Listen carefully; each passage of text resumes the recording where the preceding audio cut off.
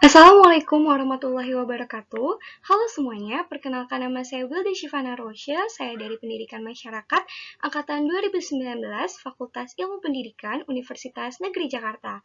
Pada kesempatan kali ini, saya akan menjelaskan mengenai kiat-kiat agar peserta didik lebih aktif untuk memenuhi ujian akhir semester mata kuliah Teori Belajar dan Pembelajaran yang diampu oleh Ibu Dr. Randa Yenina Akmal MPUM.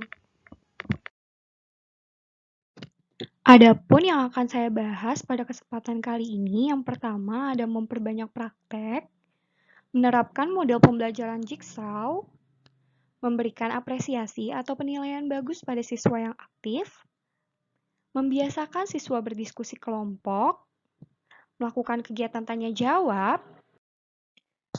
Selanjutnya, pemilihan metode yang baik dan tepat, pemilihan media yang tepat dan berkualitas, mengadakan sebuah simulasi, lakukan suatu bentuk pembelajaran secara outdoor, dan pendekatan terhadap para siswa.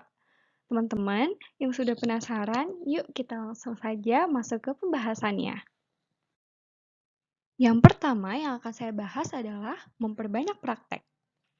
Kegiatan yang dapat dilakukan oleh pendidik untuk meningkatkan keaktifan peserta didik di kelas, yaitu dengan cara melakukan praktek.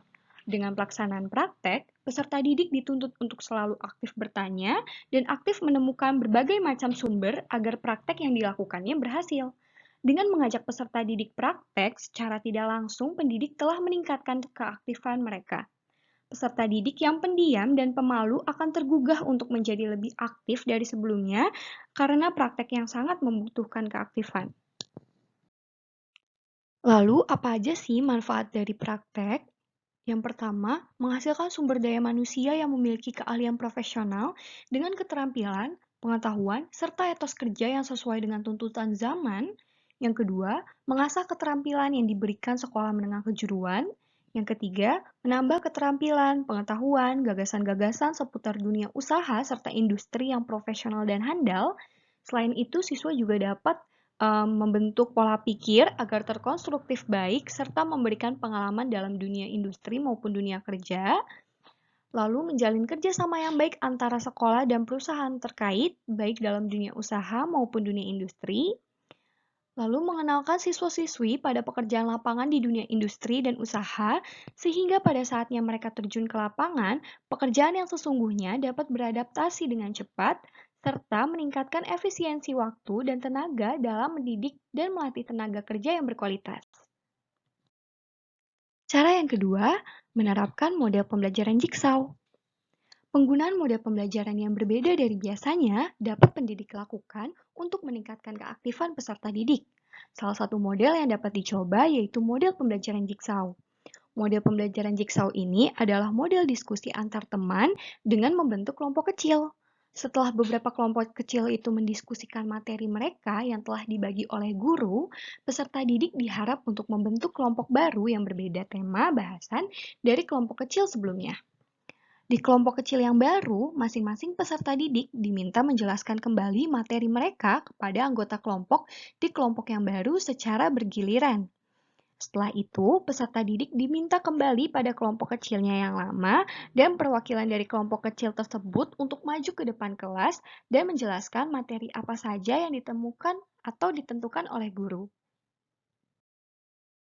Lalu, apa sih itu model Jigsaw? Jigsaw adalah tipe pembelajaran kooperatif yang dikembangkan oleh Elliott Aronson, Blaney, Stephen, Sykes, and Snap di tahun 1978. Model pembelajaran ini didesain untuk meningkatkan rasa tanggung jawab siswa terhadap pembelajarannya sendiri dan juga pembelajaran orang lain. Siswa tidak hanya mempelajari materi yang diberikan, tetapi mereka juga harus siap memberikan dan mengajarkan materi tersebut kepada kelompoknya. Sehingga baik kemampuan secara kognitif maupun sosial siswa sangat diperlukan. Model pembelajaran kooperatif tipe Jigsaw ini merupakan model pembelajaran kooperatif. Siswa belajar dalam kelompok kecil yang terdiri dari 4-5 orang dengan memperhatikan keheterogenan, bekerja sama positif, dan setiap anggota bertanggung jawab untuk mempelajari masalah tertentu dari materi yang diberikan dan menyampaikan materi tersebut kepada anggota kelompok yang lain. Adapun manfaat dari model jigsaw, yang pertama, meningkatkan kemampuan diri tiap individu, saling menerima kekurangan terhadap perbedaan individu yang lebih besar, konflik antar pribadi berkurang, sikap apatis berkurang, pemahaman yang lebih mendalam, motivasi lebih besar, hasil belajar lebih tinggi, retensi atau penyimpanan lebih lama, meningkatkan kebaikan budi, kepekaan, dan toleransi, serta cooperative learning dapat mencegah keagresifan dalam sistem kompetisi dan keterasingan dalam sistem individu tanpa mengorbankan aspek kognitif. Cara yang ketiga yaitu memberikan apresiasi atau penilaian bagus pada siswa yang aktif. Suasana yang tidak menarik dalam kelas akan menimbulkan kebosanan pada peserta didik. Dengan menerapkan penilaian kepada siswa yang aktif di dalam kelas, akan memicu banyaknya keaktifan yang ditunjukkan oleh peserta didik. Hal ini dapat menjadi stimulus yang akan direspon oleh peserta didik berupa keaktifan yang ditunjukkan peserta didik. Saling berebut kesempatan untuk aktif di dalam kelas akan menciptakan kelas yang aktif dan kritis. Reward adalah suatu cara yang dilakukan oleh guru untuk memberikan suatu penghargaan kepada anak karena sudah penghargaan suatu hal yang benar, sehingga anak bisa semangat lagi dalam mengerjakan perbuatan atau tugas tertentu. Reward merupakan sesuatu yang disenangi dan digemari oleh anak-anak, dapat diberikan kepada siapa saja yang mampu memenuhi harapan, yakni mencapai tujuan yang ditentukan, atau bahkan melebihinya. Besar kecilnya reward yang diberikan bergantung kepada banyak hal, terutama ditentukan oleh tingkat pencapaian yang telah diraih. Reward yang diberikan kepada anak tidak harus berbentuk materi, tetapi dapat juga berupa kata-kata dan perbuatan seperti pujian, senyuman, dan pelukan kepada anak. Reward berbeda dengan imbalan. Reward merupakan suatu hal positif yang diraih anak, sedangkan imbalan merupakan suatu janji untuk memberikan sesuatu apabila anak menampilkan suatu perbuatan yang diinginkan. Reward diberikan setelah suatu tindakan baik dilakukan, sedangkan imbalan adalah janji yang diberikan sebelum suatu tindakan baik dilakukan. Cara yang keempat yaitu membiasakan siswa berdiskusi kelompok. Melakukan diskusi kelompok dapat pendidik gunakan untuk memancing keaktifan peserta didik di dalam kelas. Setelah berdiskusi, hendaknya pendidik membuka sesi tanya jawab, menambah pendapat, atau menyanggah pendapat dari kelompok diskusi lain. Selain keaktifan dari peserta didik itu sendiri, melatih berpikir kritis dapat dilakukan dengan melakukan diskusi kelompok. Lalu apa aja sih pentingnya diskusi kelompok dalam proses pembelajaran? Yang pertama, permasalahan dalam pembelajaran dipecahkan langsung oleh siswa, sehingga apa yang mereka pelajari akan menjadi ingatan jangka panjang. Yang kedua, ketika proses diskusi, setiap siswa dalam kelompoknya memberikan pendapat, gagasan, pertanyaan, jawaban, sanggahan, dan lain sebagainya. Hal ini menimbulkan interaksi satu sama lain. Disinilah keaktifan siswa, sehingga dapat mengasah kreativitas siswa semakin berkembang dalam kemampuan berpikirnya. Dan yang ketiga, diskusi menjadi salah satu wadah dalam menanamkan sikap demokratis kepada setiap siswa, karena masing-masing siswa dalam kelompoknya berhak mengeluarkan gagasan, pendapat termasuk kritik. Setiap siswa diajak berlatih menerima perbedaan yang ditonjolkan dalam setiap kelompok. Jika diskusi dilatih secara terus-menerus, maka tidak hanya mengembangkan kreativitas siswa dalam mengeluarkan gagasan, pendapat, pertanyaan, dan sanggahan, tetapi juga membantu melatih anak berkomunikasi dengan baik ketika kelak berada di tengah-tengah kehidupan masyarakat. Interaksi guru dengan siswa atau sebaliknya dan sesama siswa akan menambah wawasan, sebab apa yang diketahui oleh setiap siswa kemungkinan saja belum diketahui oleh guru. Begitupun siswa akan luas wawasannya ketika proses sharing pendapat sesama teman. Pengembangan interaksi ketiganya juga akan memberikan pandangan positif kepada siswa bahwa mereka merasa guru itu seolah-olah menjadi sahabat bagi mereka. Ini memungkinkan siswa betah berlama-lama di kelas selama proses pembelajaran. Cara yang kelima yaitu melakukan kegiatan tanya jawab. Tanya jawab merupakan hal yang dapat dilakukan untuk meningkatkan keaktifan peserta didik di dalam kelas. Cobalah untuk selalu membuka sesi tanya jawab setelah satu materi yang telah diselesaikan. Pancing peserta didik agar bertanya mengenai kejelasan dari materi pendidik yang diberikan. Jika tidak ada yang respon, pendidik dapat melakukan kewajiban pembuatan pertanyaan untuk membiasakan mereka aktif dalam tanya jawab di dalam kelas. Setelah hal itu berhasil, buat siswa lain untuk mencoba menjawab pertanyaan yang diajukan peserta didik yang bertanya. Lalu, pendidik dapat meminta peserta didik atau mendapatkan pendapat untuk menanggapi atau menambah jawaban dari pendidik maupun teman mereka. Kenapa sih harus metode tanya jawab? Metode tanya jawab sangat baik untuk mengumpulkan ide atau gagasan siswa berdasarkan apa yang pernah mereka dapatkan melalui bacaan ataupun pengalaman. Melalui metode tanya jawab, jalan pikiran siswa akan terbuka dalam merumuskan kalimat secara sistematis dengan bahasa yang baik, serta dapat melatih daya nalar siswa itu sendiri. Dalam penerapan metode tanya jawab dalam proses pembelajaran, seorang pendidik dituntut untuk mengedepankan terwujudnya kelebihan-kelebihan yang dimiliki metode tanya jawab. Selanjutnya, cara yang keenam adalah pemilihan metode yang baik dan tepat. Guru sebagai seorang pendidik diharuskan memilih suatu metode yang tepat dan berkualitas. Sebisa mungkin, metode yang diaplikasikan bisa membuat para siswa menjadi lebih aktif dalam pembelajaran yang pada akhirnya kegiatan KBM pun menjadi tidak membosankan bagi para siswa. Di sini saya akan menjelaskan 3 metode yang bisa digunakan. Yang pertama, ada problem solving. Model pembelajaran yang cukup efektif dalam merangsang anak untuk terlibat aktif dalam pembelajaran adalah model pembelajaran berbasis masalah. Konsep dari metode ini yakni dengan mengemukakan suatu masalah kepada siswa untuk diselesaikan proses penyelesaiannya dilakukan baik dalam bentuk tim maupun perorangan. Yang kedua, ada eksperimen. Porsi materi praktik dalam satu proses pembelajaran sebaiknya berimbang atau 50/50. Hal tersebut tak lepas dari kecenderungan sebagian siswa yang lebih menyukai praktek atau eksperimen, ketimbang hanya disuguhi teori atau konsep semata. Study by doing atau learning by doing adalah konsep pembelajaran di mana siswa akan lebih memaknai suatu materi pembelajaran jika pembelajaran tersebut disertai dengan percobaan atau eksperimen atau demonstrasi. Dan yang ketiga ada role playing. Bermain peran atau role-playing adalah metode pembelajaran yang di dalamnya terdapat perilaku pura-pura atau berakting dari siswa sesuai dengan peran yang telah ditentukan, di mana siswa menyelipkan situasi dari tokoh-tokoh sedemikian rupa dengan tujuan mendramatisasikan dan mengapresiasikan tingkah laku. Cara yang ketujuh adalah pemilihan media yang tepat dan berkualitas. Guru sebagai seorang pendidik sebisa mungkin mempertimbangkan media apa saja sih yang sekiranya cocok dan pas untuk diterapkan pada kegiatan pembelajaran. Tujuan dari pengaplikasian media itu sendiri adalah para siswa bisa menyerap materi pembelajaran yang diajarkan oleh gurunya tanpa merasa jenuh dan tentunya menjadikan mereka ikut terlibat aktif dalam proses pembelajaran. Terdapat jenis-jenis media. Yang pertama ada audio.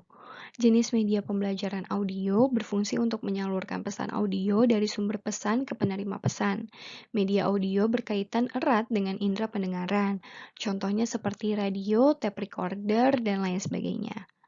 Yang ketiga ada visual.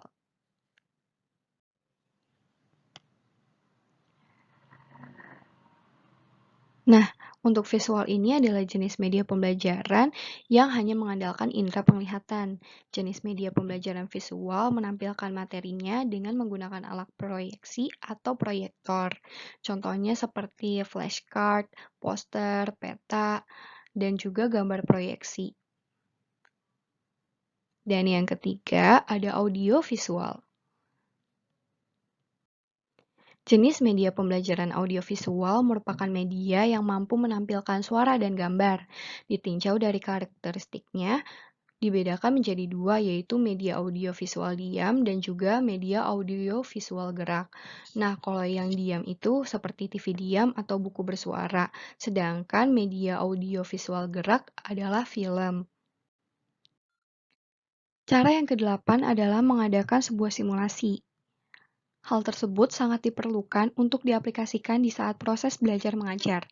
Pilihlah suatu bentuk simulasi yang dapat membangkitkan gairah semangat belajar siswa. Terdapat 4 prinsip dalam proses pembelajaran simulasi. Yang pertama ada penjelasan. Untuk melakukan simulasi, pemain harus benar-benar memahami aturan mainnya. Oleh karena itu, guru atau fasilitator hendaknya memberikan penjelasan dengan sejelas-jelasnya tentang aktivitas yang harus dilakukan berikut konsekuensi-konsekuensinya. Yang kedua, ada mengawasi. Simulasi dirancang untuk tujuan tertentu dengan aturan dan prosedur main tertentu. Oleh karena itu, guru atau fasilitator harus mengawasi jalannya simulasi sehingga berjalan sebagaimana seharusnya.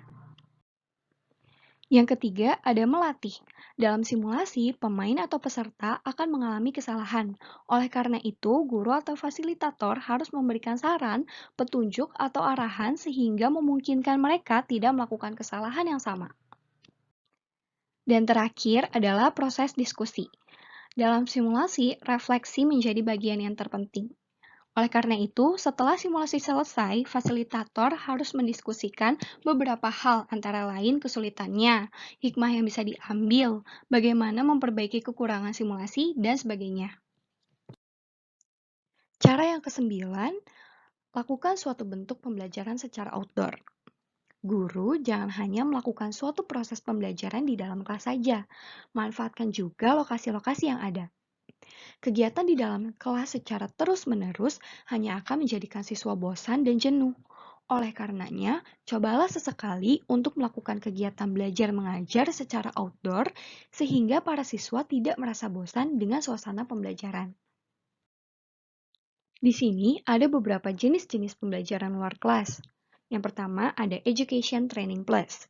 Education Training Plus merupakan sebuah aktivitas pendidikan yang mengintegrasikan kurikulum formal, alam, dan karakter.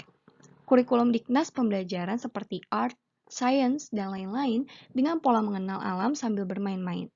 Kurikulum karakter lebih kepada pembentukan kepribadian dan akhlak, sedangkan kurikulum alam merupakan pembelajaran berkebun dan mengenal tumbuhan, berternak, dan mengenal hewan, agar mengasah kemandirian dan mental para peserta didik. Yang kedua ada Gathering Plus. Gathering Plus merupakan suatu bentuk wisata di alam terbuka yang dirancang dalam suasana rekreasi, santai, dan gembira dengan muatan edukatif. Yang ketiga ada Taman Bermain dan Wisata Alam. Taman bermain dan wisata alam merupakan rangkaian rintangan permainan yang dirancang sedemikian rupa sehingga bisa menjadi simulasi kegiatan alam terbuka. Kegiatan ini membuka potensi diri yang selama ini belum diketahui, sehingga melalui aktivitas low dan high rope ini muncul rasa percaya diri. Yang keempat ada experiential based study. Experiential based study merupakan kemasan kegiatan berupa pembelajaran yang dirancang sedemikian rupa sehingga dapat diaplikasikan dengan menggunakan alam terbuka sebagai media. Dan yang kelima ada knowledge management. Knowledge management merupakan kemasan pendistribusian sejumlah pengetahuan yang akan menjadi pembelajaran bersama. Cara yang terakhir atau cara yang ke-10 adalah pendekatan terhadap para siswa. Guru sebagai seorang pendidik diharapkan mampu melakukan suatu bentuk pendekatan kepada para siswa agar mereka tidak merasa malu dan sungkan untuk bertanya kepada guru. Hal ini akan menjadikan siswa menjadi lebih aktif dan berperan penting dalam pembelajaran. Terdapat beberapa cara pendekatan pada siswa. Yang pertama, perlihatkan antusias dalam belajar. Dengan memperlihatkan semangat mengajar tanpa memperdulikan apapun masalahnya, tentu sangat berpengaruh terhadap penilaian siswa. Memperlihatkan antusiasme mengajar bagi seorang guru adalah sebagian cara berkomunikasi melalui sikap. Yang kedua, tampilkan karakter berwibawa. Guru yang memiliki wibawa biasanya disegani oleh setiap siswa. Dengan komunikasi dengan sikap wibawa, siswa akan segan dan menuruti apa saja yang harus dilakukan, tentunya masih dalam ruang lingkup proses belajar mengajar. Yang ketiga, interaktif. Bangun komunikasi yang baik dengan siswa dan berikan tanggapan positif saat mereka menceritakan permasalahan yang dihadapinya. Yang keempat, supel. Tidak membedakan latar belakang siswa dan tetap menjalin hubungan komunikasi dengan baik, meskipun yang harus dihadapinya beragam karakter yang berbeda-beda. Selanjutnya, tunjukkan sisi lain yang menyenangkan. Karakteristik seorang guru yang berwibawa bukan tidak bisa untuk membuat suasana belajar mengajar menjadi lebih santai dan menyenangkan. Caranya dengan menunjukkan sisi lain yang sifatnya humoris. Dan yang terakhir, fasih berkomunikasi.